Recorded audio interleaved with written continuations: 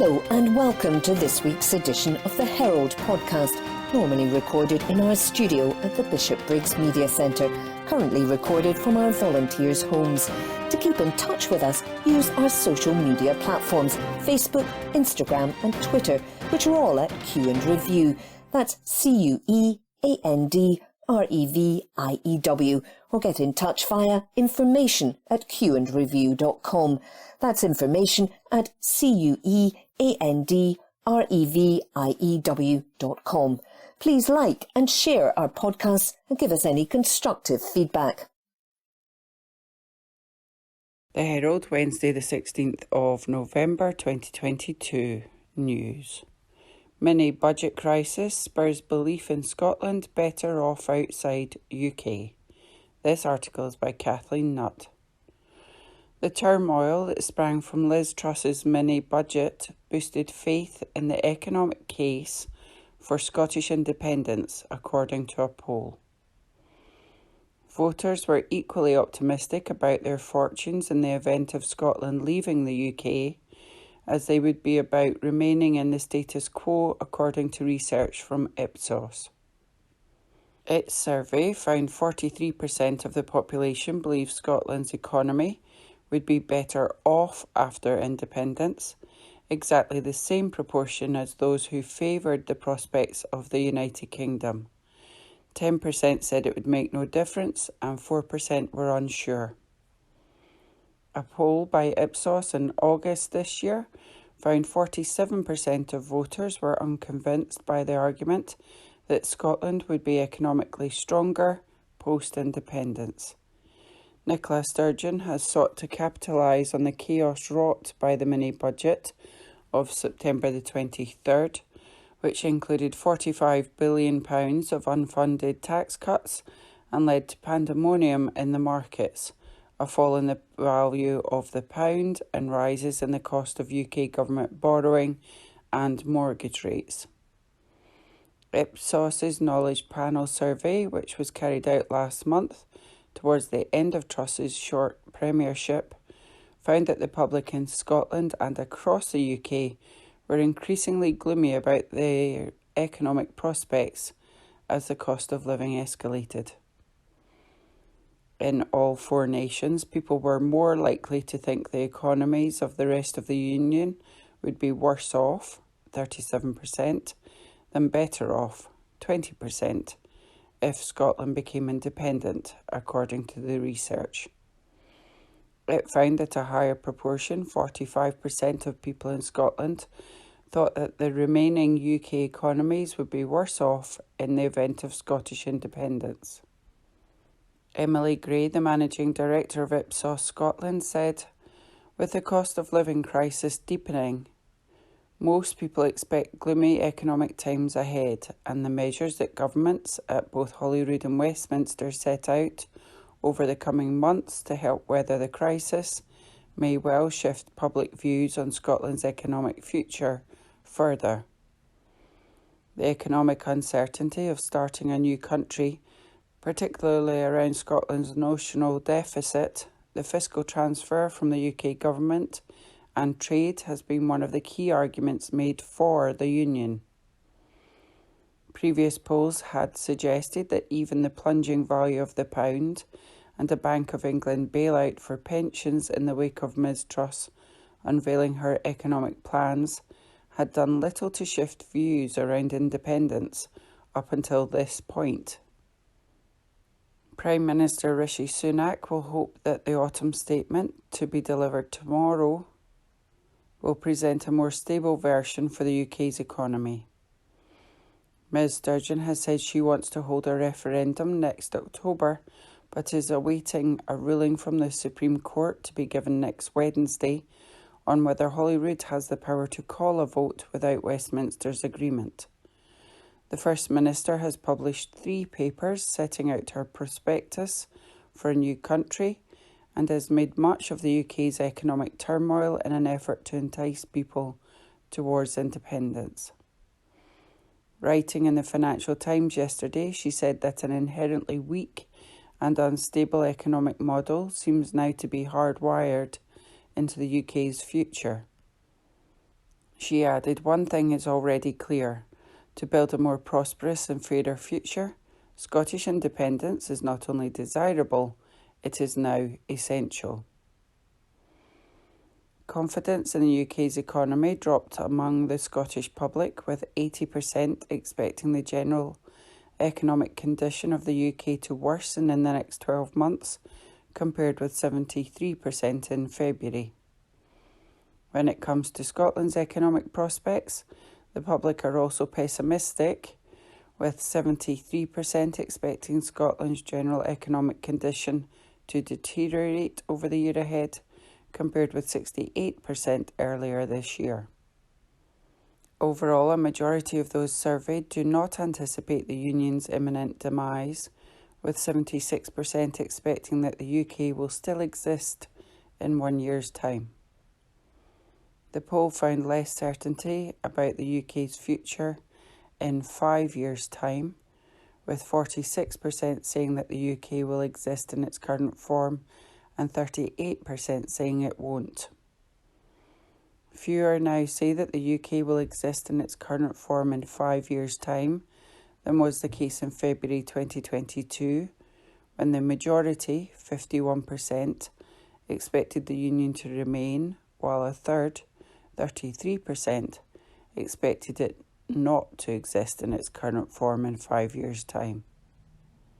The shift in opinion is relatively small and has occurred against the backdrop of an economic crisis and a period of fluctuation in UK politics, but if it continues, it may point to diminishing confidence in the future of the Union.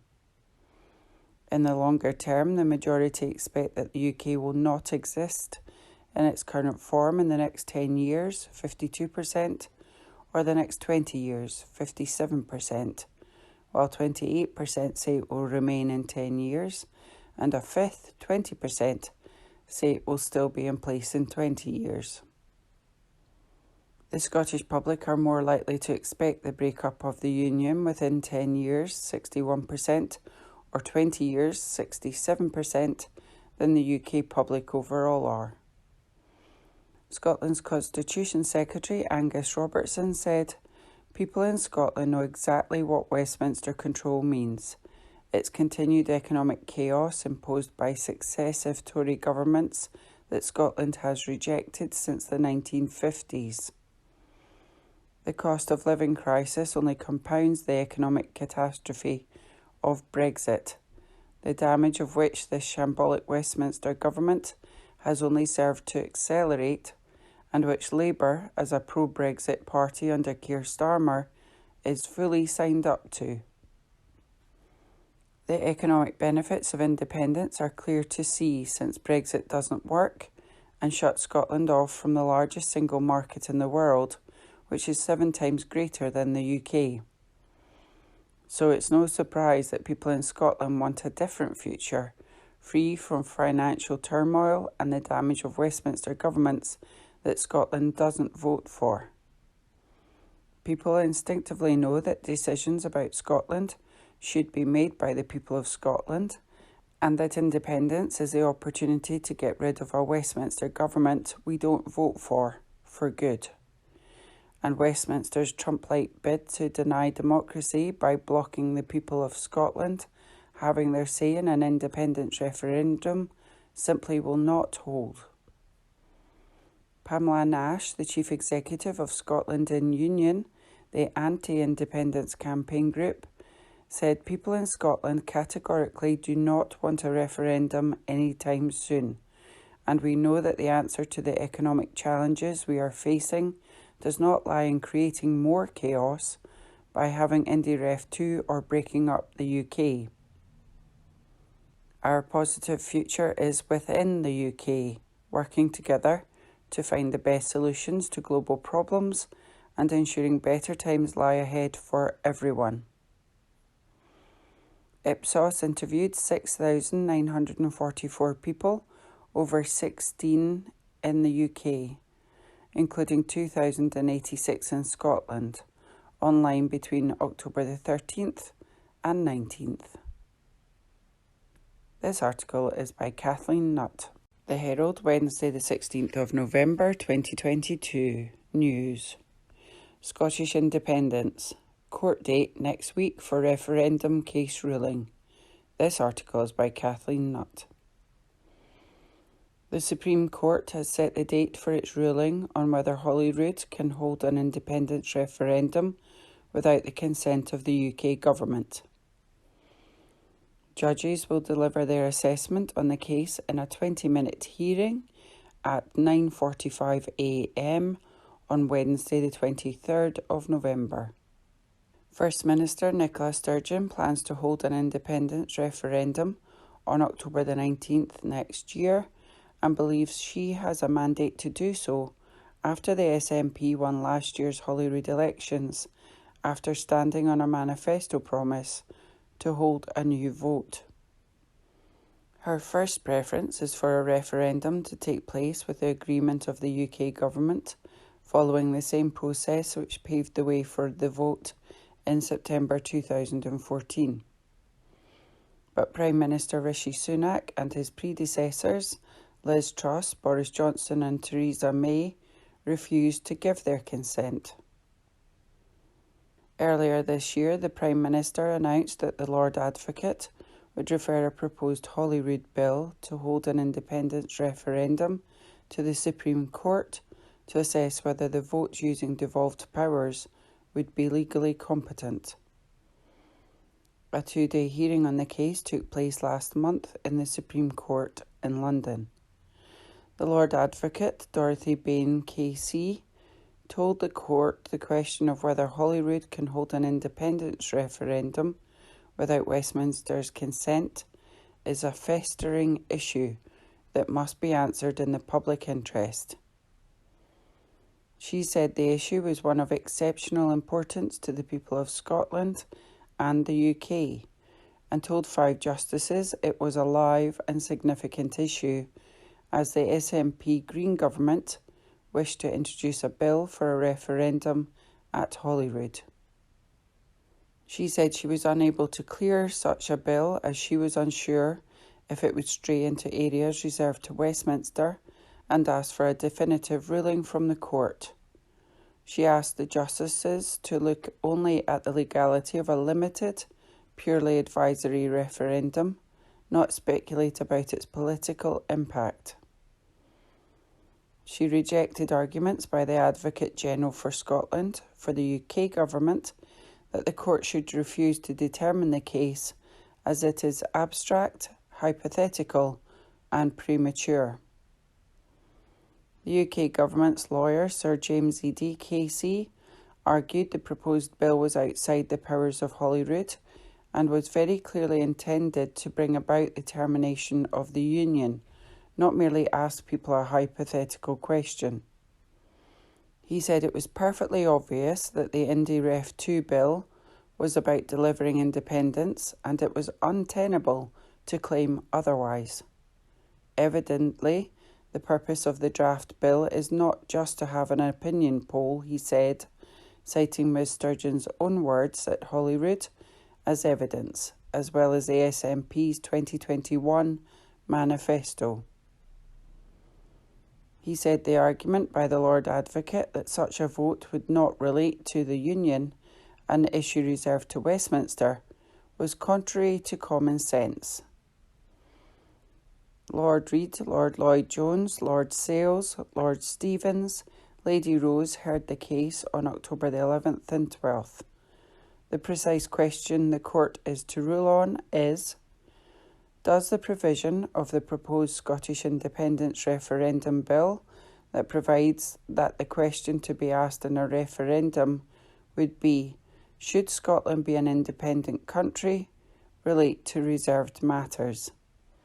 In particular, does it relate to 1. the union of the kingdoms of Scotland and England, and or 2. the Parliament of the United Kingdom? The Supreme Court is the UK's highest court and has previously ruled on disputes between the UK and Scottish governments. Ms Sturgeon announced to Holyrood on June the 28th that the Lord Advocate was referring the proposed bill to the Supreme Court. She told MSPs that if the court ruled that the Scottish Parliament did not have powers to hold the new vote without the UK government's consent, the vote would not take place, and instead she would use the next general election as a de facto independence referendum. She also stressed that if the ruling did not go in the Scottish Government's favour, it would not be the court's fault, but the legislation, the Scotland Act, the justices were ruling on. Obviously, it is this government's hope that the question in the bill, proposing a referendum that is consultative, not self-executing, and that seeks to ascertain the views of the Scottish people for or against independence, will be deemed to be within the legislative competence of this Parliament, she said. If that outcome is secured, there will be no doubt whatsoever that the referendum is lawful, and I confirm that the government will then immediately introduce the bill and ask the Parliament to pass it on a timescale that allows the referendum to proceed on the 19th of October next year. She added, it is possible that the Supreme Court will decide that the Scottish Parliament does not have the power to legislate even for a consultative referendum. To be clear, if that happens, it will be the fault of the Westminster's legislation, not the court. This article is by Kathleen Nutt. From the Herald Scotland, Wednesday the 16th of November 2022, from the Voices section, Analysis. Cracks starting to show as pressure on labour market mounts. By Gavin Mochan. Unemployment remains near record lows, but cracks are starting to appear in the UK labour market as surging energy, food and rental costs come to bear on the economy. The rate of growth in Scotland's workforce is still increasing, but has slowed to levels not seen since April of last year, while the manufacturing sector is showing the first reduction in numbers employed since early 2021. Anecdotal evidence suggests increased caution among employers on hiring plans as the economy slides into a downturn over the winter. For the large-scale recruitment to resume, we need to see an easing in inflationary pressures along with evidence that the recession will be shorter and shallower than currently predicted by the Bank of England. A key for sustaining growth is consumer confidence, which is currently being battered by various economic forces.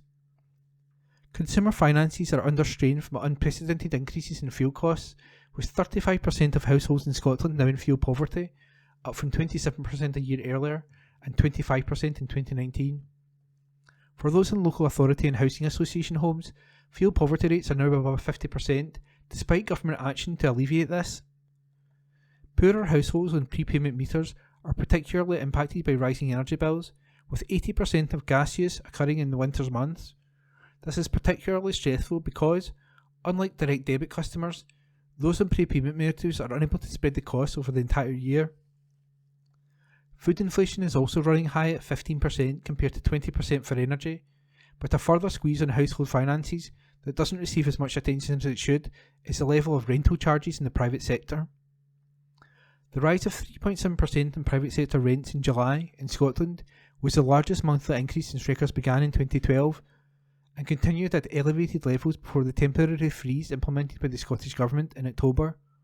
Renters are also far more likely to be on prepayment meters, which account for 22% of the private rental sector, but just 6% of owner-occupied homes. To alleviate this, workers are struggling to increase their wages across virtually all industries, with those in unionised sectors of the economy taking industrial action as wages are falling, far short of keeping pace with inflation. These pressures are unlikely to diminish soon, with latest predictions by the Scottish Fiscal Commission showing that real earnings will decline by 2.7% in the coming year.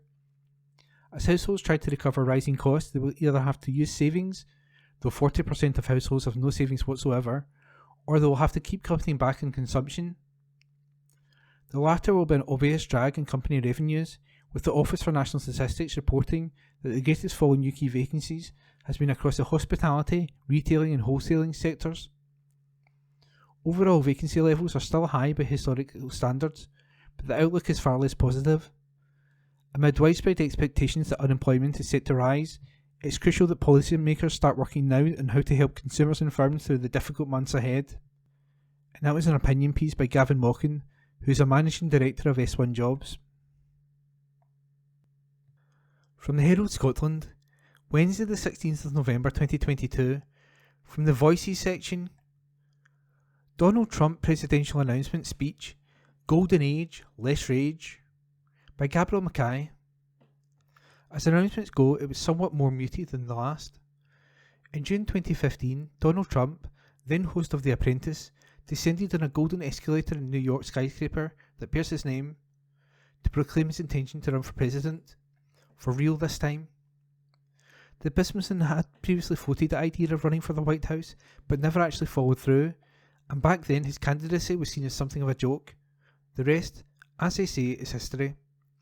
Mr. Trump served one tumultuous term as Commander-in-Chief before being resoundingly ousted in the 2020 election, a plebiscite which the billionaire continues to claim, without evidence, was rigged against him.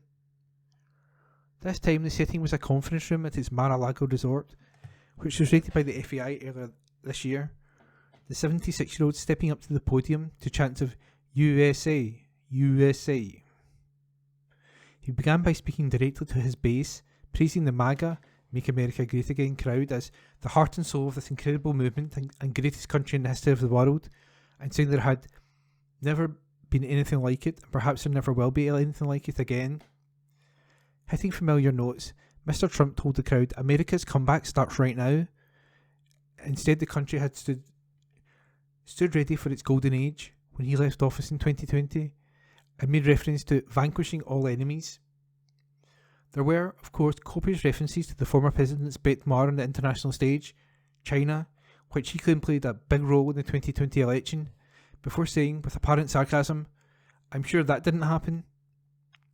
Mr. Trump claimed to have been the first president to impose tariffs on the Far Eastern country. The US has had tariffs in China for more than 2 centuries. The 76-year-old went on to claim he had kept his promises from his first election campaign. That included building a wall on the southern border and making Mexico pay for it. According to a report written by US Customs and Border Protection 2 days after Mr. Trump left office, about 458 miles of wall had been completed along the 2,000-mile border. Mexico did not pay for construction.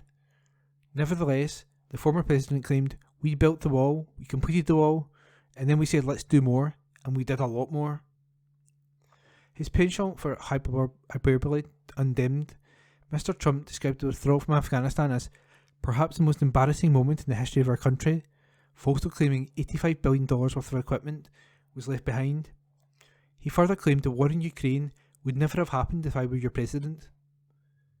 While he hit out on familiar points, election fraud, radical left lunatics, making America great again, Mr. Trump's speech was notably more polished than his 2015 announcement. On that occasion, he branded Mexican immigrants rapists, branded a soldier captured in Afghanistan a no-good traitor, plugged his golf courses, and compared China's leadership to Tom Brady and the New England Patriots playing against, in the Obama administration, a high school football team. On Tuesday, the former Commander-in-Chief read from a prompter rather than freewheeling style of 2015, and which is so often seen at his rallies. Even his customary mention of the fake news media was couched as a joke, Mr. Trump stating he would keep things elegant. Was this an attempt to outflank Trump with a brain-dead Ron DeSantis, the governor of Florida widely chipped to run for 2024? It was a full 18 minutes before the defeated 2020 candidate officially announced his intention to run again, to wild cheers from the floor. How the speech will play outside of Mr. Trump's base remains to be seen. This was a message for MAGA. Appearing to make veiled reference to the events of January the 6th, 2020, he told attendees, "This is our country, our government, and the corridors of power are our corridors. We're coming to take those corridors back." There was plenty of talk about the border, about the death penalty for drug dealers, about Joe Biden's mental state, just in less of a free-flowing, off-kilter way than we've become used to. The former president remains hugely popular with Republican voters. A recent poll put his approval at 80%, and remains favourite to be the party's nominee for 2024. Playing the hits for the converted is one thing though. Will his message play with a general electorate which already rejected Mr. Trump in 2020? Tuesday lacks the fire and fury of 2015, but Trump was almost entirely written off then too. And that article was by Gabriel Mackay. Herald Scotland recorded on Wednesday, 16th of November 2022. Arts and Entertainments. Books. Lee Child releases his latest Jack Reacher thriller by Herald Magazine. Fiction. No Plan B. Lee and Andrew Child. Bantam Press, £22. Ebook, £9.99. The words New Jack Reacher book always gets fans of the series looking forward to another thrilling adventure, and No Plan B won't disappoint. The latest book by the prolific Lee Child, written with his younger brother Andrew, contains more chases than James Bond could manage, a plot to keep the reader guessing until the final pages, and enough bad guys to test Reacher's strength and guile. The story starts with a woman knocked down and killed by a bus, with Reacher the only witness to what really happened. The incident leads to a hunt for a group of men in positions of power making a lot of money out of evil acts. You'll devour No Plan B in no time at all, with the several different strands of the story seamlessly merging into a dramatic finale. It's surely destined to be another bestseller. 9 out of 10. It starts with us, Colleen Hoover, Simon and Schuster UK, £14.99, ebook £7.99. It starts with us as the tearful, happy ending to first book and TikTok sensation It Ends With Us. The sequel will thrill fans of characters Atlas and Lily, who finally get the opportunity to heal after being victims of abuse in the past. Lily is a young mother navigating life and co-parenting after divorcing her abusive ex-husband, while rekindling a romance with her teenage sweetheart Atlas, who used to be homeless and found shelter with Lily. With flashbacks via journal entries to the blossoming romance of their youth, as well as revelations about their past, Hoover intertwines Lily and Atlas's love story in the past and present. This soft and fluffy sequel isn't an emotional roller coaster like the first book, but it doesn't have to be. This is very much a book for the fans who want to see their beloved characters happy. 8 out of 10. The Passenger, Cormac McCarthy, Picador, £20, ebook £9.99. Lonely salvage diver Bobby Western is sent to inspect a plane that has just crashed off the Gulf Coast, but when he reaches the watery grave, the pilot's flight bag and a passenger are missing. The sunken plane doesn't make the news, and with a growing sense of unease, Western finds himself followed and questioned, apparently under a cloud of increasingly pervasive suspicion.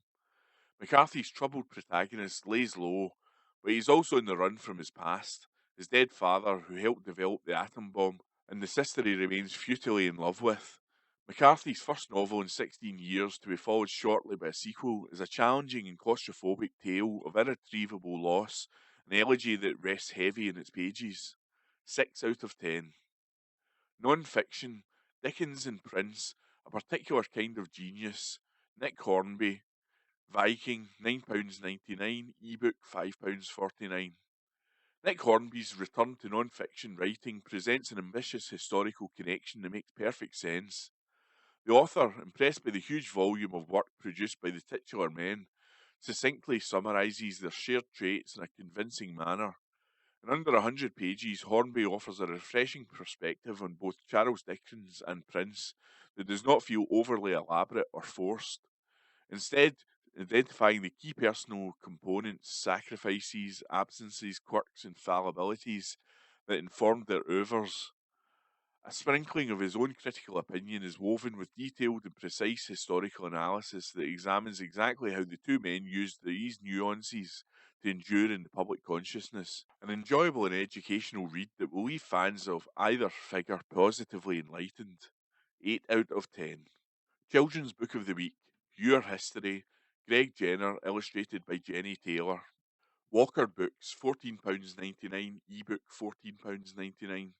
Cleverly taking you through a schoolchild's day, from an alarm clock to wake you up to a comfy bed to sleep in, Greg Jenner, the horrible histories historian, considers the history of many of our everyday objects and activities, with poo and toilets appearing near the beginning. It's clear Jenner understands the audience he's aiming at. It's packed with fascinating facts. Did you know that paper clips were once worn as jewellery to symbolise resistance to the Nazis in Norway, or that a Roman doctor would zap some patients with an electric eel? Colourful illustrations and terrible groan-worthy jokes make it perfect to dip into. Thanks to Jenner's ability to make history digestible, any child reading it will soon be quoting facts to amaze their family and friends. 8 out of 10. by Herald magazine. From the Herald Scotland, Friday the 18th of November 2022, from the sports section. World Cup winner Rose Riley in National Galleries of Scotland Honour by Adam Miller. 50 years ago today, Rose Riley stepped onto the pitch at Ravenscraig Stadium in Greenock for one of the most significant matches in Scottish football history. It was one of many high points in an illustrious career, but in order to play for local club Sherton, she had to cut her hair short and call herself Ross. A true trailblazer of the national game, Riley won the inaugural Scottish Cup with Sherton in 1971, before joining French club Reims. She signed for AC Milan at the age of 18 and, in 1984, captained Italy to victory in the World Cup, scoring in a 3-1 victory against West Germany in the final. Voted the world's best female footballer that same year, the striker won 8 Serie A league titles, 4 Italian Cups, 2 Golden Boots, and a French league title in her playing days. The subject of a BBC Alba documentary in 2019, Riley was introduced into the Scottish Football Hall of Fame in 2007 and awarded an MBE in 2020. Scotland took part in their first official international women's football match on November the 18th, 1972, with England the opponent. On the anniversary of that historic occasion, the National Galleries of Scotland, NGS, have acquired a portrait of Riley. In the first half of 2023, she will be immortalised in the National Portrait Gallery's Modern Portrait exhibition. This is the conclusion of everything, says Riley. I gave my medals and cups away and never dwelled on what I'd won, but these kind of honours sum up my career. It's more than an honour, because it's in my home country, where I was a wee bit pushed out before, and I just think that that's great. A lot of tourists come to Edinburgh, a lot of sporting personalities. If I'm up there, it gives a voice for women's football.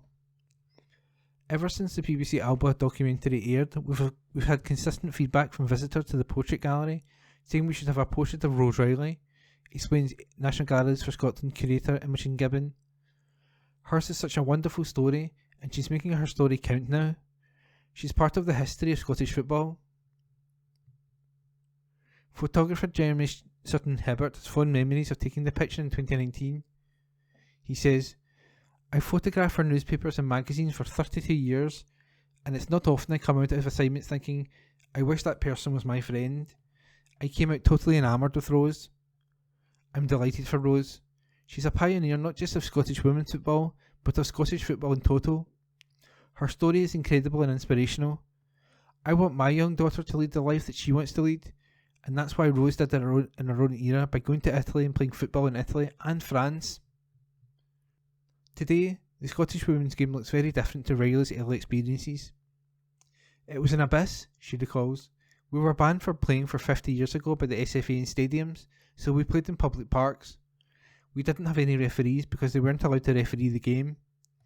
They did everything to stop us playing football. Our changing rooms were behind a tree in some random park, but we insisted, we persevered, and such was the love for the game that we went on with it. Italy was altogether more welcoming. Riley says, as soon as the plane arrived in Milan's Linate airport, I felt at home. It was like a mother's embrace. I come away from the red ash pitches of Scotland. I've still got some glass in my knees to prove that, and was playing in the majestic San Siro. The difference was day and night. The Italians embraced the women's game entirely, because for them football is a religion. Maybe at the start they came over to see our legs. We got all sorts of side-to-side remarks, but then they saw we could play. Scotland's women reached their first World Cup in 2019, but the women who won titles in both Italy and France during the 1978-79 season feels more could be done to nurture future talent. We have to get sport in primary schools, and we need to get padlocks off sports centres, she insists. We're not going to get the results if we don't let them start young. Riley was banned from playing football in Scotland, but turned adversity into triumph, saying, I didn't even jump over hurdles or go round them. I smashed them down. For young women inspired by her achievements, she offers these words of encouragement. Follow your dream. If you want to play football, don't let anybody stop you. Never, ever, ever take no for an answer. And that article was by Adam Miller. The Herald, the 18th of November, and the Voices section. agenda. Housing sector needs help in net zero campaign by Ashley Campbell. It's 1 year since world leaders gathered for COP26 and recommitted to the goal of limiting the post-industrial rise in global temperature to 1.5 degrees centigrade. And as COP27 draws to a close in Egypt, much of the rhetoric framed action on climate change as our last chance to save humanity. So, is it too late to make a difference? And what role does housing play in addressing the climate emergency? To stay on track for 1.5 centigrade, the United Nations says that emissions across the globe must meet net zero by 2050. The Scottish Government has made a legal commitment to reach net zero by 2045, and with our homes accounting for around 13% of emissions, housing is key to achieving this ambition. Energy performance certificates, EPCs, give an indication of how efficient our homes are and how much progress needs to be made to meet net zero. According to the Scottish House Condition Survey, the social sector has the best performing homes, followed by owner-occupied homes, and lastly the private rented sector. Indeed, the latest figures show around 1 million homes across all tenures are currently below the required EPC levels and will need to be improved to meet the net zero target. Encouragingly, the minimum energy efficiency standards are already in place for the social sector, and a minimum standard for private rented homes is expected to be introduced in 2025, although details on regulations for owner-occupiers are still to be finalised. But regulation is only part of the solution. Landlords and owners need information, advice, and financial support, whether through low-cost loans or grants. We also know there are some great examples of how the housing sector is rising to the challenge of net zero. But we need to see progress delivered equal across all parts of our housing system if we are to decarbonise our homes. Ultimately, we need to see 3 areas of focus from the Scottish Government to achieve this goal. Clarity. Developers, landlords and homeowners need clear information about what's expected from them. They need to know what measures need to be carried out, what support is available, and to be able to plan ahead to cover costs. Funding. It's estimated that it will cost more than £33 billion to bring our homes and buildings up to standard. While the Scottish Government cannot be expected to foot the entire bill, financial support is needed to ensure that the costs are shared in a fair way. Urgency. We need to act now. Evidence points to devastating consequences of inaction, including loss of ecosystems, more extreme weather, crop failure and famine. The Scottish Government needs to keep the climate emergency on the agenda, raising public awareness and our appetite for action. Scotland can be a world leader on net zero. We can meet our 2045 target and decarbonise our housing stock. But we need even stronger leadership from all politicians. The Scottish Government's budget next month is the best chance to show our commitment to climate justice and keep 1.5 centigrade alive. That was by Ashley Campbell.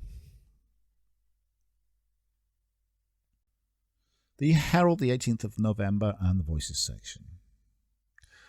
We need urgent action to put cash in pockets and good food in bellies, by Angela Moohan.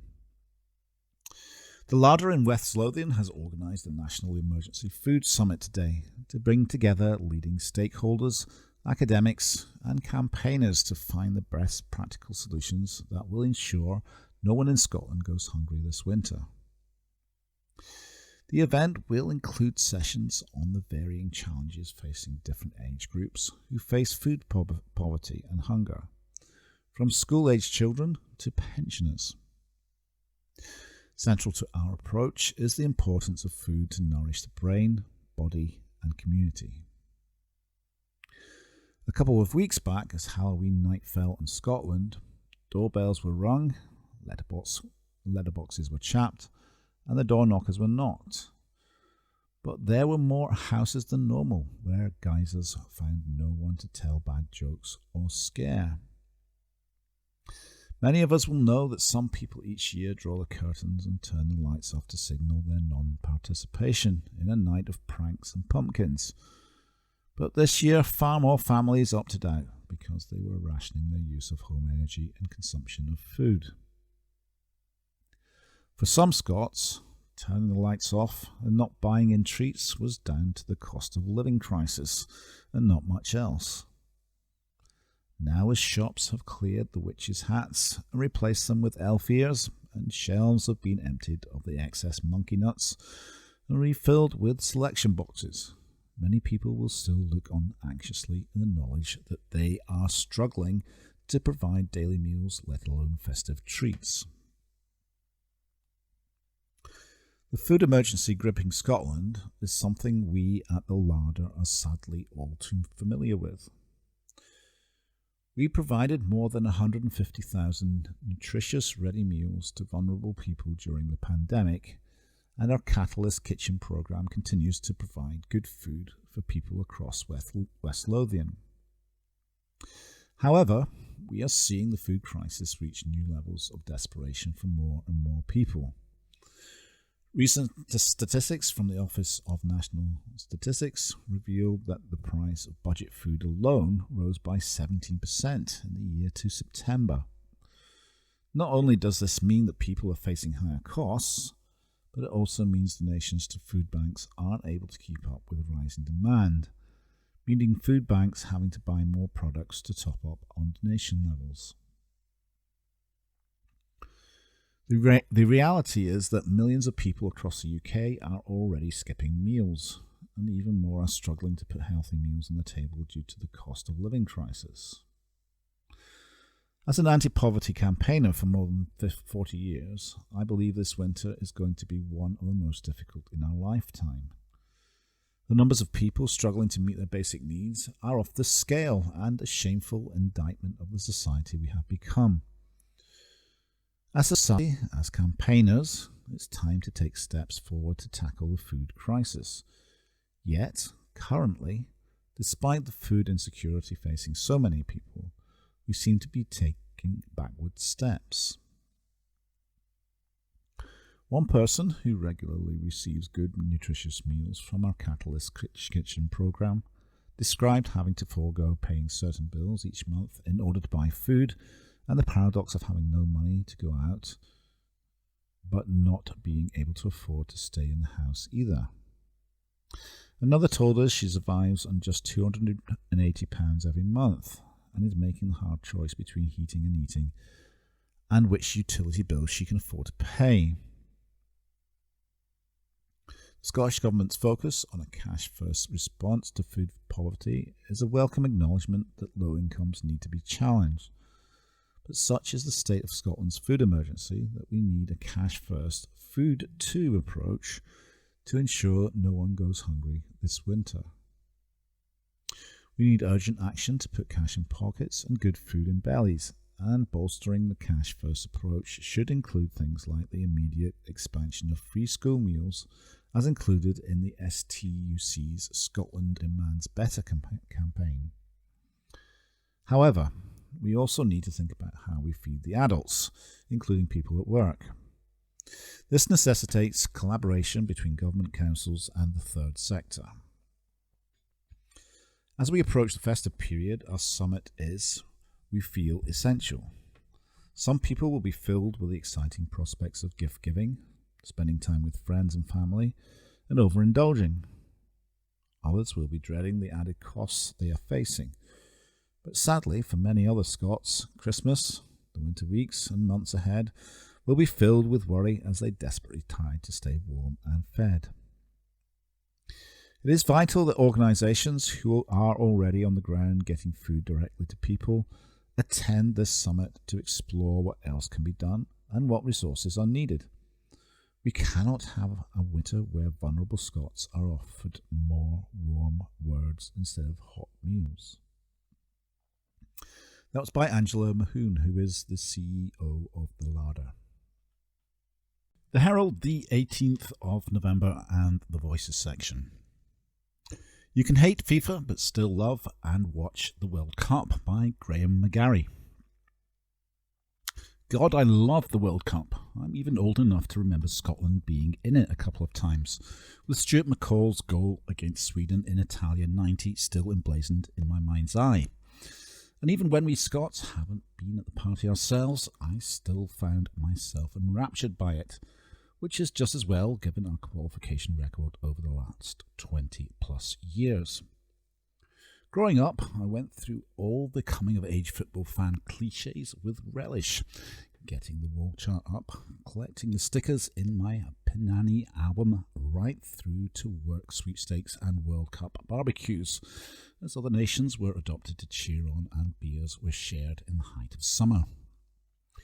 Fat chance of that this year, of course, with the tournament kicking off in Qatar on Sunday, just as we finally start to feel the bite of winter setting in. But me being denied a garden party or two is the least of a long list of concerns around the greatest tournament of them all being sullied by FIFA once more.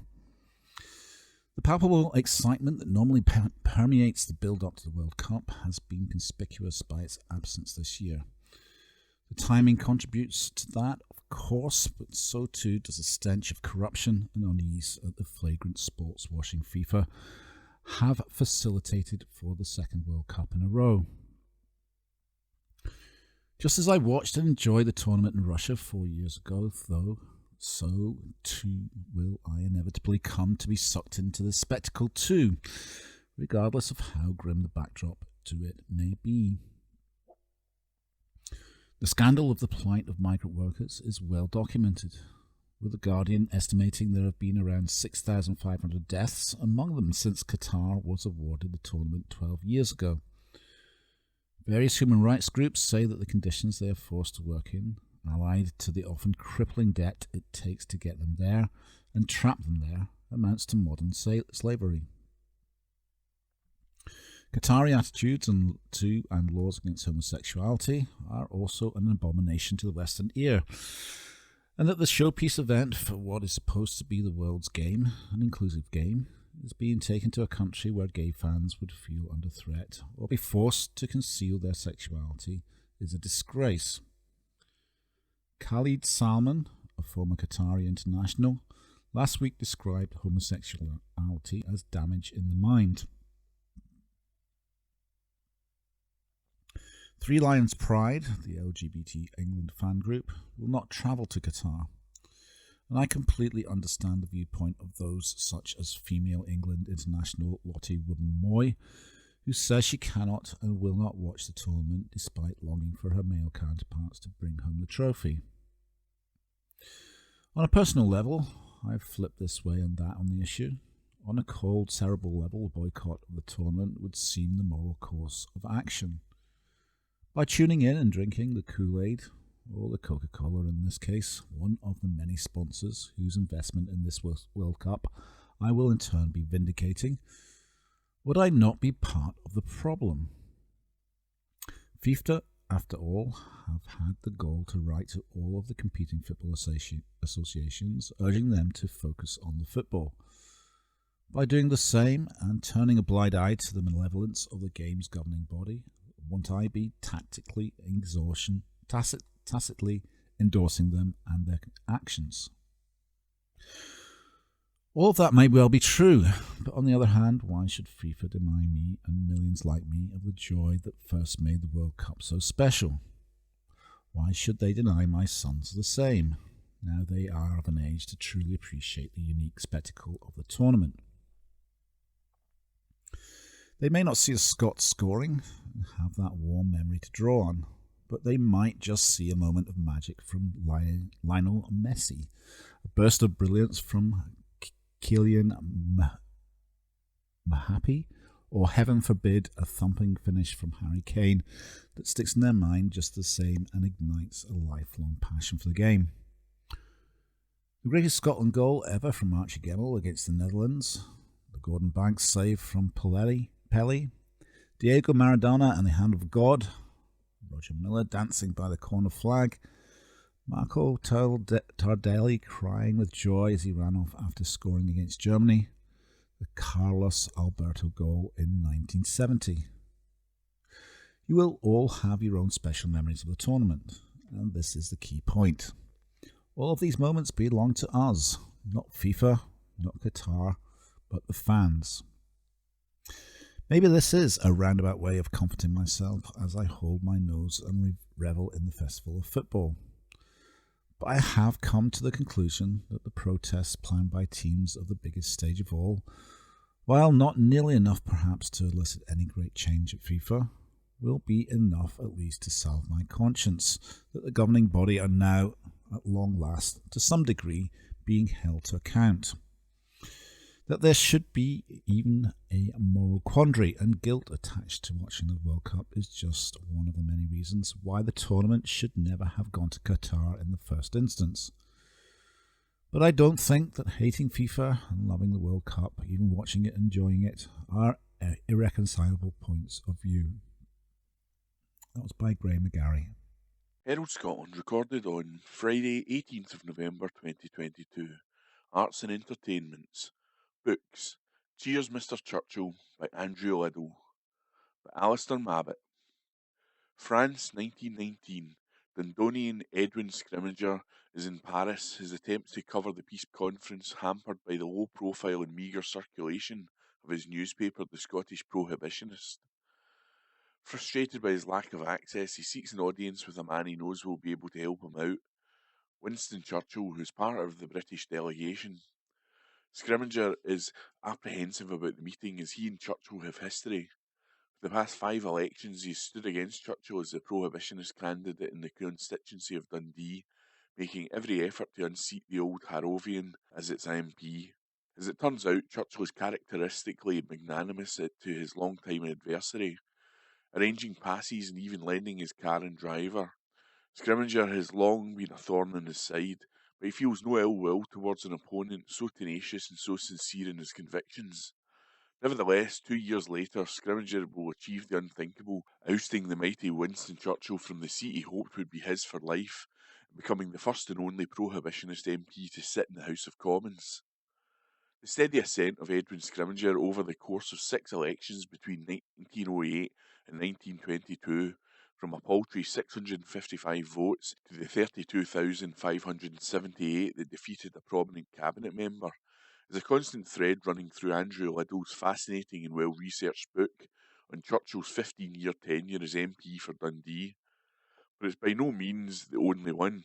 Considering his iconic stature, the neglect by historians of this formative period of Churchill's life and career is curious, especially, as Liddell argues, because it was so impactful on him, practically, politically and personally. Having felt compelled to cross the floor from the Tories to the Liberals in 1904 by their stance on free trade, his time as Dundee's MP saw his perspective change from one concerned solely with economics to one that also embraced progressive social reform. Churchill depended for his position in the votes on Dundee's working class and its Irish community, but Liddell sees his support of progressive social causes as a genuine, heartfelt response to the poverty in his constituency, and his advocacy of home rule for Ireland as an authentic conviction rather than a cynical political manoeuvring. He has also amassed plenty of evidence to show that Churchill, far from having a difficult relationship with Scotland, actually held its people in high esteem. The myth he seems most determined to lay to rest is that Churchill persuaded his colleagues to send tanks against strikers in Glasgow's George Square in 1919, a fact that is now enshrined in school history syllabuses. When cabinet minutes show that he had actually urged restraint, he rejects too the notion that Churchill's refusal of the freedom of the city in 1943 was the evidence of a lifelong resentment of Dundee. His refusal, Liddell argues, was a response to the half-hearted nature of the council's offer, following consultation with his advisers. Covering 6 elections over a 15-year period, Liddell's book is brisk where others might have dawdled, and it captures Churchill in his many profoundly felt moods, from his bullish magnanimity in both victory and defeat to his melancholic fatalism in the front line in France, his depression after the Dardanelles debacle, and his anxiety about breaking off a relationship with the Prime Minister's daughter. Until now, this phase of Churchill's life had gone virtually undocumented in book form. Liddell plugs that gap with a captivating chronicle of an iconic, complex man during one of the most important transitional phases of his political life. Birlin, £20. By Alistair Mabbott. Herald Scotland recorded on Friday 18th of November 2022. Arts and Entertainments. Issue of the day, Ed Sheeran snubbed his Grammy nominations led by Beyonce. By Adam Miller, digital reporter. There are few award ceremonies more prestigious than the Grammys. Every year the biggest names in music are rewarded for their endeavours, and this year's nominations include pretty much every modern superstar you can think of. Well, apart from one. The Grammys? Is that the one where Jarvis Cocker bared his backside in protest at Michael Jackson's apparent God complex? No, that's the Brit Awards. Is it the one where Kanye West stormed the stage during Taylor Swift's acceptance speech to declare, "Yo, Taylor, I'ma let you finish, but Beyonce had one of the best videos of all time"? No, that's the MTV Video Music Awards. Taylor Swift is among the nominees at this one though, Kanye not so much. Apparently I don't know very much about the Grammys. It's essentially the music industry equivalent of film's Oscars and television's Emmys. The first ceremony was held in 1959 with its title derived from gramophone. What's a gramophone? It's what the people who watch GB News streamed music on when they were children. If stages aren't being invaded like the Brits or VMAs, what's memorable about the Grammys? The performances, specifically the collaborations. Over the years, artists from various generations have teamed up on the Grammy stage. Memorable alliances have included Elton John and Eminem in 2001, Beyonce and Prince in 2004, and Madonna, Gorillaz and De La Soul in 2006. When's the next ceremony? February 5th, 2023. So I'll be talking about it in November 2022. The nominees were announced on Tuesday. Who's up for awards? Beyonce leads the pack with 9 nominations. Rapper Kendrick Lamar, who recently performed at Glasgow's OVO Hydro, is her nearest competitor with 8. Britain is well represented with Adele earning 7 nominations and Harry Styles 6. While Adele and Styles are established names at the top of their industry, more notable is Wet Legs' haul of 4 nominations. The Isle of Wight indie band were virtually unheard of 18 months ago, but their meteoric rise has seen them nominated for Best New Artist, Best Alternative Music Performance, Best Alternative Music Album, and Best Engineered Album, brackets non-classical, close brackets. You left the name out there. I did. Does that mean? It does. I've got the champagne out. Just say the words. Ed Sheeran hasn't been nominated. Hear we. Sorry, there's a featuring Ed Sheeran credit in Bam Bam by Camilo Cabello, which is up for Best Pop Duo / Group Performance. But in a damning indictment of his soulless focus group excruciatingly dull music, he hasn't earned a single nomination for his own work. Correct. Pop's Cork. By Adam Miller. The Herald, Monday the 21st of November 2022. News.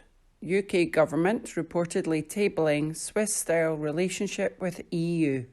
This article is by David Ball. A Tory minister has denied a report that Rishi Sunak's government is considering putting the UK on the road to a Swiss-style relationship with the EU. The Sunday Times reported the move could take place over the next decade, as the UK government eyes up a closer relationship with Brussels that avoids the current barriers to trade. Any such shift, only a few years after Boris Johnson secured a deal with the EU after years of back and forth negotiations, would likely inflame backbench Tory Brexiteers. Downing Street sources on Saturday evening had rejected the report, with UK Health Secretary Steve Barclay echoing that on Sunday as he toured broadcast studios. The former Brexit Secretary told Sky's Sophie Ridge on Sunday programme he did not recognise such a report. The Times suggested that, behind closed doors, some in government have indicated the pursuit of a frictionless trading relationship with the bloc requires moving to a Swiss-style arrangement over the next 10 years. According to the paper, this would not extend to a return to freedom of movement. We've got a Prime Minister who himself supported Brexit. I myself did and was Brexit Secretary and worked very hard to maximise our controls of our laws, our borders and our money, Mr Barclay said. So it's absolutely important, particularly in those high growth sectors such as financial services, life sciences and the green industries, that we really use the Brexit freedoms we have. So I don't recognise this story at all. Asked if he could support a Swiss-style relationship, he said, "Well, I don't support that. I want to maximise the opportunities that Brexit offers." Switzerland and the EU have a close economic relationship based on a series of bilateral agreements, giving the country direct access to parts of the EU's internal market, including the free movement of people. The UK is locked in long-running talks with the EU over the Northern Ireland Protocol, a post-Brexit arrangement for the region designed to avoid a border on the island of Ireland. Unionists have opposed the protocol as impeding trade between Northern Ireland and Great Britain, placing a border in the Irish Sea. This has resulted in the collapse of the Stormont Assembly, with top civil servants left to run government departments. However, there have been renewed hopes in recent weeks that a deal can be secured and the relationship improved between the UK and the EU after years of tensions. A Swiss-style veterinary agreement has been one of the options mooted by some on the EU side as a solution to the protocol dispute, while in the years after the Brexit vote, a deal inspired by the Swiss-EU relationship was seen as one among many options for the UK after it voted to leave the bloc. Chancellor Jeremy Hunt this week admitted that Mr Johnson's Brexit deal caused damaging trade barriers with the European Union, and he said immigration will be very important for the economy. Mr Hunt also insisted the UK would find a way to improve trading ties with the EU without rejoining the single market. On Sunday, former Work and Pensions Secretary Chloe Smith said that seeking a new Swiss-style arrangement would not be a wise path for the government. "I don't think that would be a particularly wise path at this time," she told Times Radio. "I think that the government has actually responded already this morning to those particular ideas, and I don't believe that's one that's been taken forward." Simon Clarke, the former Levelling Up Secretary, was also among those to criticise the idea. The Tory MP tweeted, "I very much hope and believe this isn't something under consideration. We settled the question of leaving the European Union definitively in 2019. Shadow Work and Pensions Secretary Jonathan Ashworth told Sky News that Labour does not want to rejoin the EU single market, nor would it seek to adopt a Swiss-style set of arrangements. He said, "We're not proposing returning to the single market or the customs union or anything like that. But we do want to negotiate a bespoke deal for the United Kingdom so that our businesses can export, so that we can get those agreements on agriculture, so we can work together on security issues." This article is by David Ball. This article is from the Herald on Monday, the 21st of November 2022. It's from the opinion section and the headline is "Cost of Living Crisis Could Lead to a Spike in Council Tax," and the report is by Laura Tofollo. Laura Tofollo is a policy officer in the financial health team at Citizens Advice Scotland. I am leaving Citizens Advice Scotland this week and have been reflecting on how much I have enjoyed my time here. I've been thinking about what assumptions have been challenged and the discoveries I have found surprising. I thought I would share one of these with you. I work in the financial health policy team, meaning much of our work involves raising awareness of the impact debt has on our clients. Coming into this role, I assumed that this would involve exposing rogue lenders and pushing the financial services sector to support customers struggling under the weight of snowballing credit card debt, overdue loans, or burgeoning overdrafts, which, don't get me wrong, we do. I was therefore taken aback to learn that council tax debt is by far the biggest debt issue clients come to our bureau with. Council tax is a particularly perilous debt to have because local authorities can take action to recover the debt really quickly. By the time clients come to our bureau for help, it's likely that their debt will have already been passed to sheriff officers whose job it is to legally enforce collection. At this point, the client is liable to pay the full year's bill plus an additional 10%. They are also at risk of having money taken from their bank account or deducted from their income. This can happen after as little as 2 missed payments. So, why do so many people fall behind on council tax? There's a whole host of reasons, and each person's journey into council tax debt is unique. But from speaking to our advisors, we have some idea of the most common reasons. Firstly, people just don't have enough money for their essentials.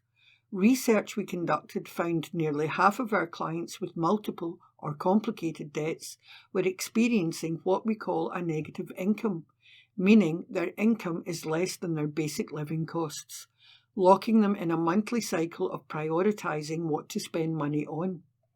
We know the reality is people will seek to prioritise their immediate needs, topping up the electricity meter or getting food on the table before council tax. Secondly, we know lots of people are paying more in their council tax than they have to. There's lots of ways people can save on their council tax bill, but they aren't widely understood. In fact, we have had clients who are not liable to pay council tax at all come to our bureau after years of struggling to juggle their monthly bill.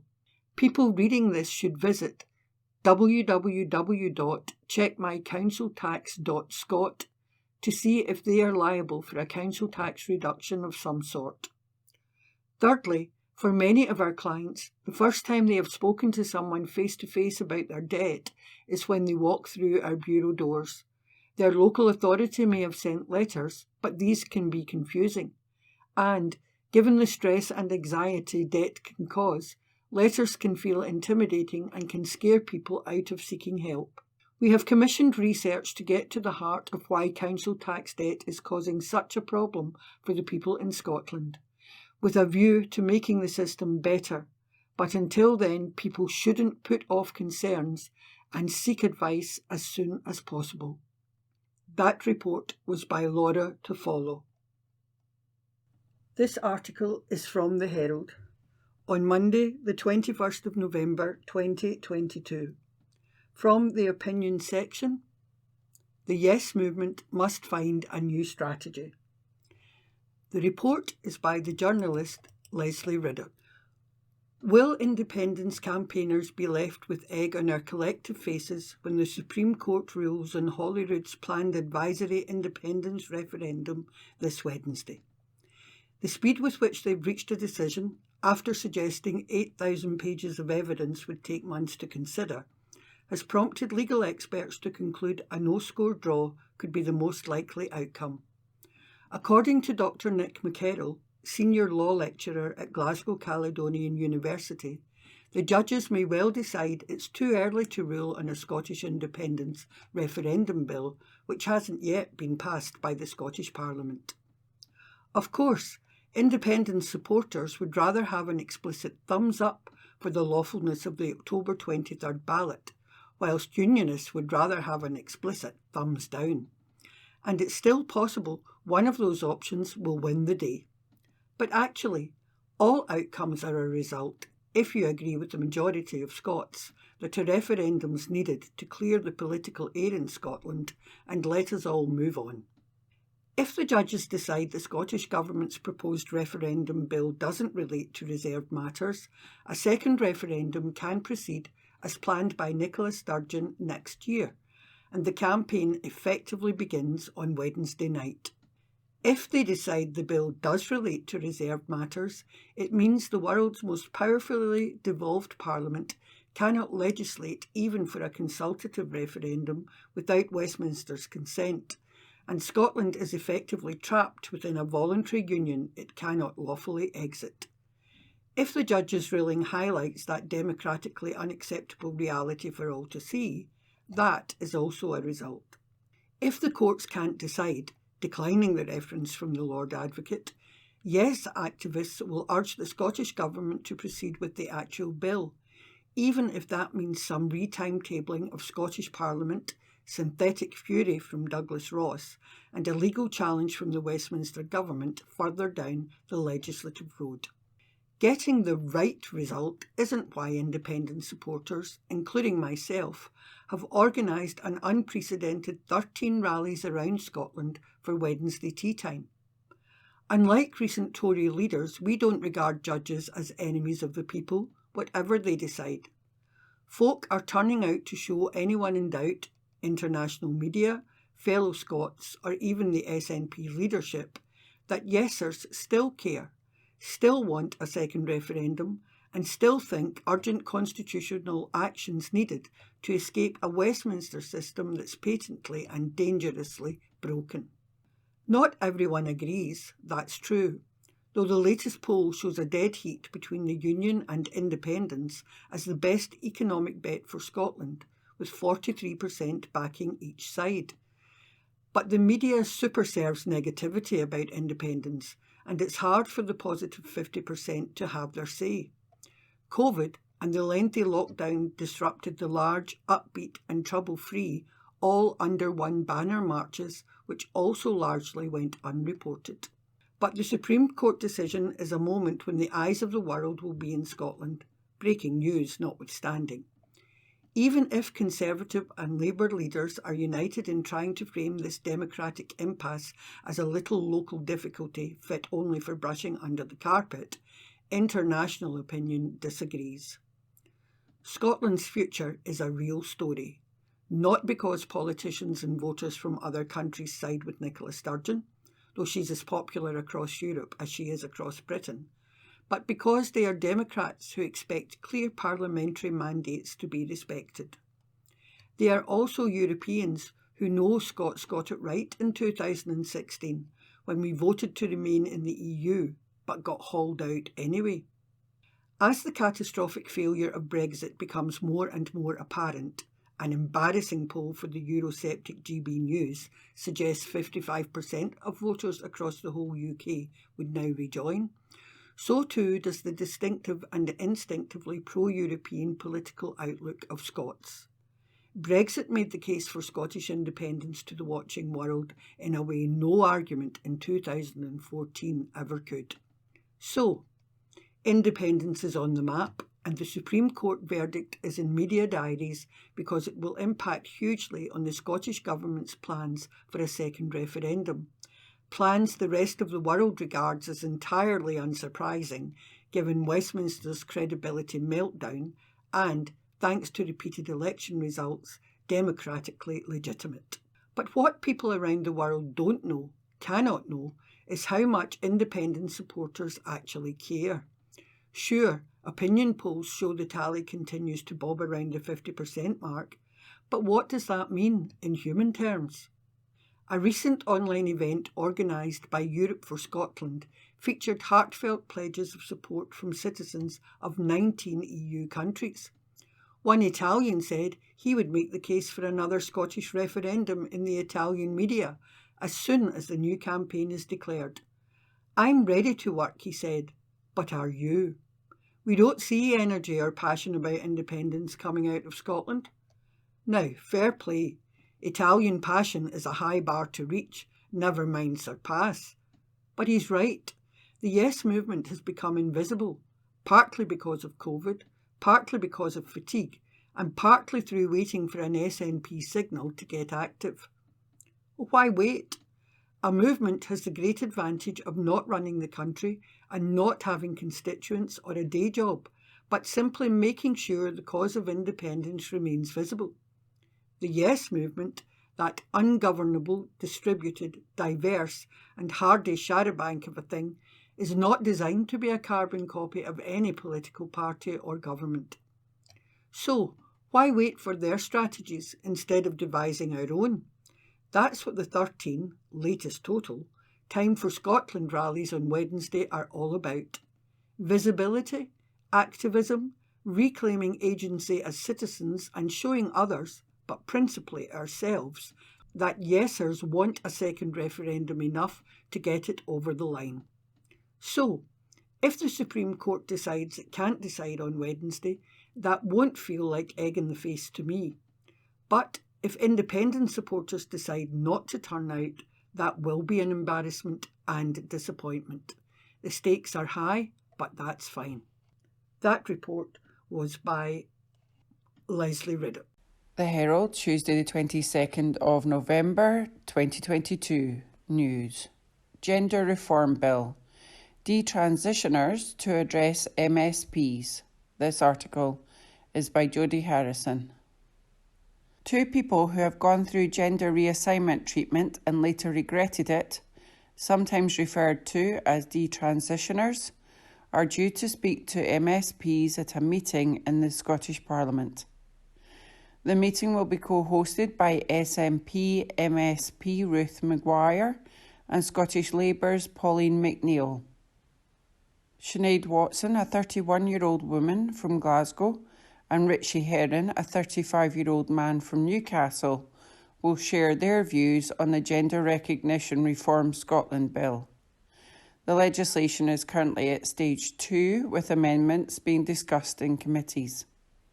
The Stage 1 vote on the bill led to 9 SNP MSPs breaking with the whip to abstain or vote against the legislation, as well as the resignation of Minister Ash Regan from the Scottish Government.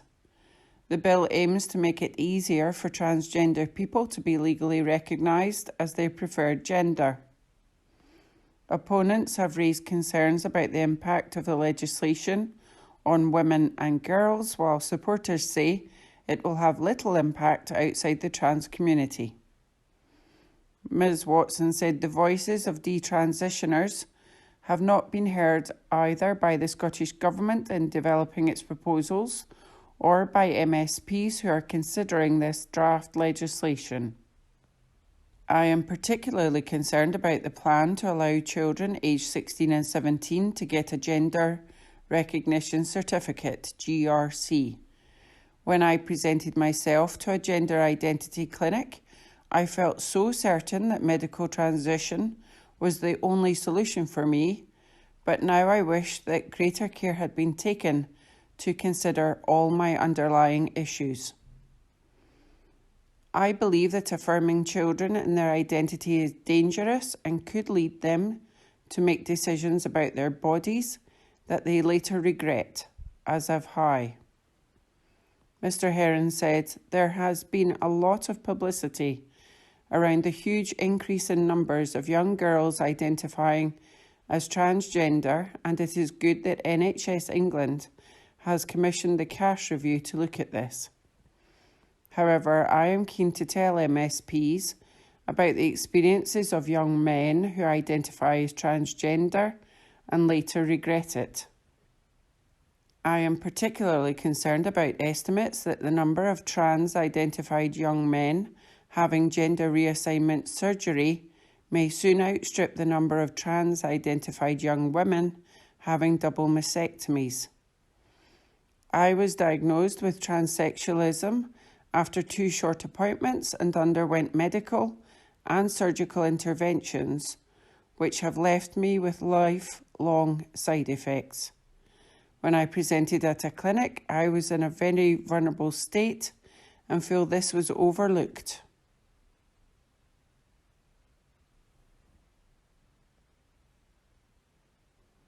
This article is by Jodie Harrison.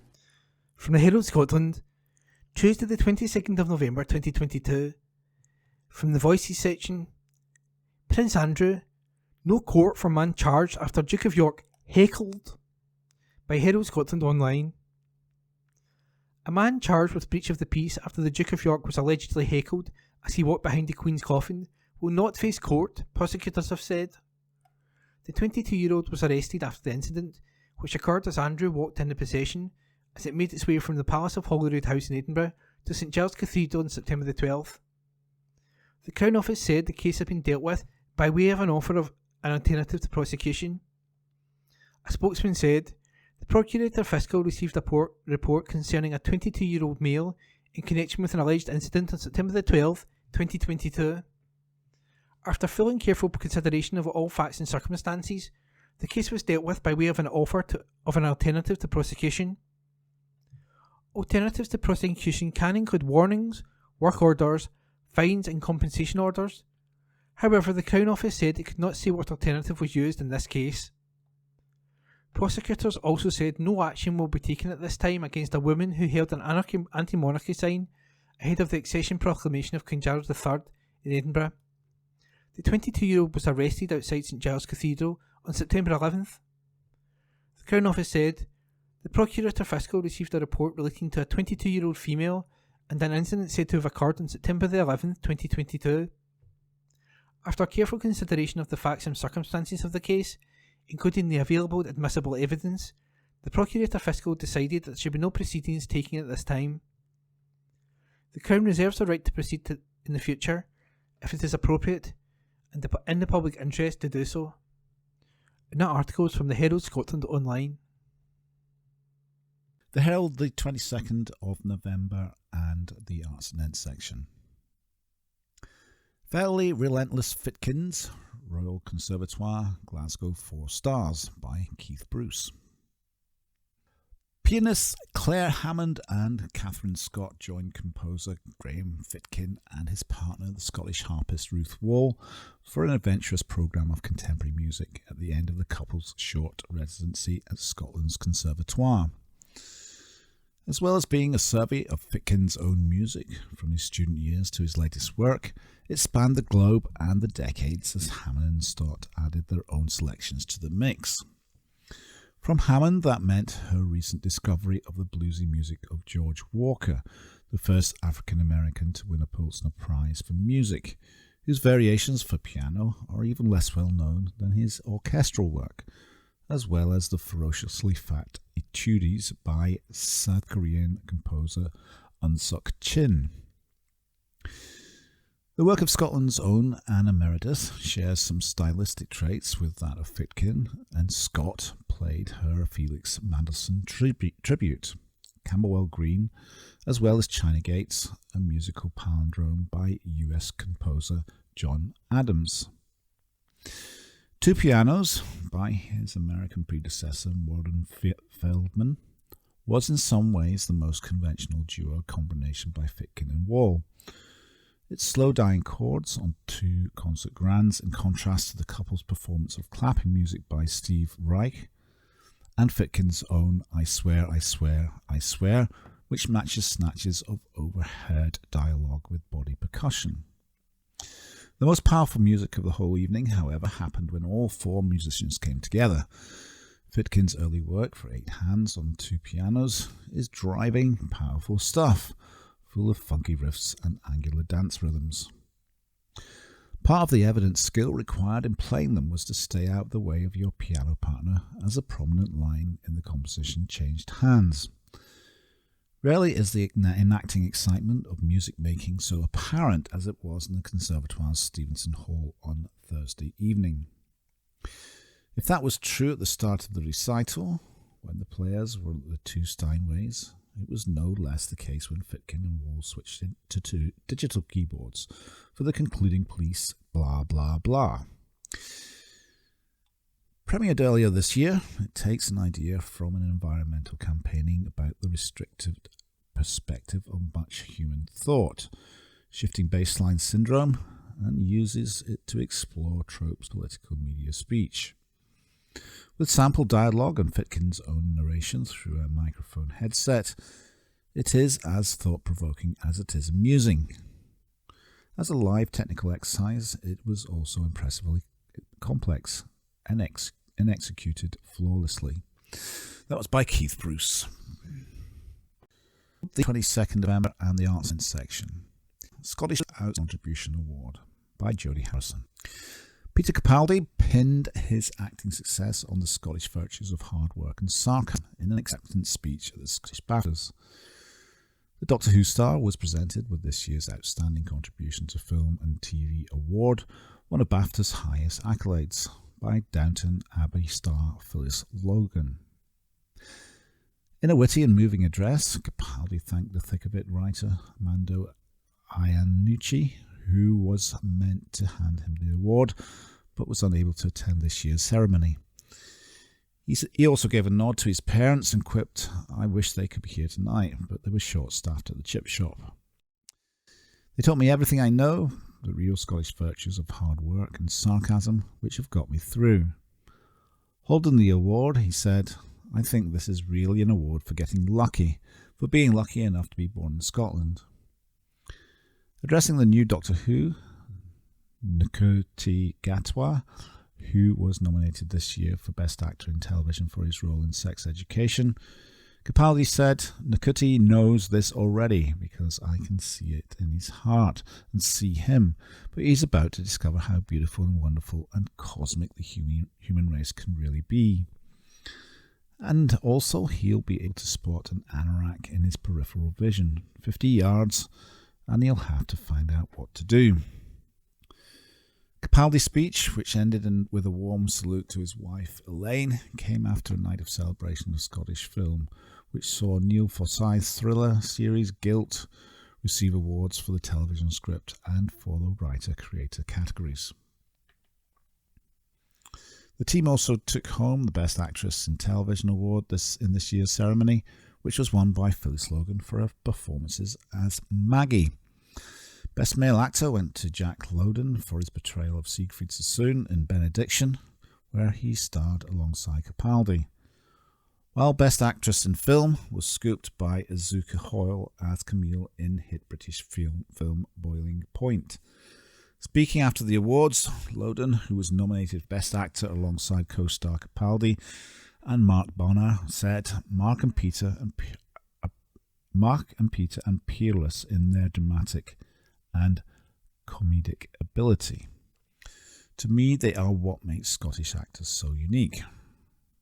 It was so wonderful to be mentioned in the same bracket as them. He described Hoyle's win as brilliant, adding, "Azuka, I'm her biggest fan. She's the future of Scottish film and TV, as is Lauren Lyle." On her award, Hoyle said I was most excited about seeing Brian Cox tonight, and wow, it was he who gave me my award tonight. It's been a magical evening. Scotland is pulling out the stops in terms of their work towards racism and homophobia, and I'm so proud to be Scottish and so proud to fall into some of minorities, and so proud to be recognised for some form of contribution towards my industry. It's just insane. The two-part film, The Hunt for Bible John, picked up 2 awards for Specialist Factual and Director. The award for Best Feature Film went to documentary Dying to Divorce. The film's director, Chloe Fairweather, is a BAFTA Breakthrough 2020 and winner of the BAFTA, I don't know how you pronounce that in Welsh, it's CYMRU Breakthrough Award 2022. Dougray Scott won the award for the Best Actor in Television category for his leading role in Irvine Welsh's Crime. The Director of Fiction award was won by James Strong for Vigil, and Darren McGarvey's Addictions was the winner of the Factual Series category. The winner of Short Film and Animation award went to Too Rough. While Sam Houghton took home the BAFTA Scotland Audience Award in partnership with Screen Scotland for Outlander. Biffy Clyro, A Celebration of Endings, won the Entertainment Award, while for Features was won by Miriam and Alan, Lost in Scotland. That was by Jodie Harrison. And that was this week's The Herald podcast, normally recorded in our studio at the Bishopbriggs Media Centre, currently recorded from our volunteers' homes with the publisher's kind permission. Thanks for listening.